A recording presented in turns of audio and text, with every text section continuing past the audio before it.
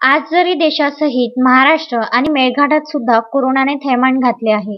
यामुळे गंभीर परिस्थितीला अनुसरून शासन प्रशासन केवळ कोरोना संक्रमण थांबविण्याच्या तयारीमध्येच तत्पर दिसून येत आहे. मात्र दुसरीकडे लवकरच मान्सून सत्र सुरू होऊन पावसाळा लागणार आहे. याकरिता कोरोनाच्या दृष्टिकोनातून मान्सूनपूर्व नियोजन करणे अत्यंत गरजेचे झाले आहे. कोरोनाच्या दृष्टिकोनातून कोणत्याही गावाचा मुख्यालयाशी संपर्क तुटता कामा नये. याकरिता पावसाळ्यात संपर्क तुटणाऱ्या गावांकडे शासन प्रशासनाने विशेष लक्ष केंद्रित करून आजच उपाययोजना करून घेण्याची सक्त गरज आहे. भविष्यात जर संपर्क तुटलेल्या गावांमध्ये कोरोनाचे संक्रमण वाढले तर अशा या परिस्थितीमध्ये या गावांमध्ये आरोग्य सेवा व इतर जीवनावश्यक सेवा पुरविण्याकरिता शासन प्रशासनाकडे कोणतेही पर्याय उरणार नाही व ही एक महत्त्वाची बाब आहे. कोरोना काळात तिसऱ्या लाटेमध्ये भविष्यात गावांचा संपर्क तुटून कोणतीही अनुचित घटना घडू नये याकरिता शासन प्रशासनाने रस्ते बांधकामाकरिता संपूर्ण माहिती घेऊन त्या रस्त्यांची दुरुस्ती करून घेण्यात यावी.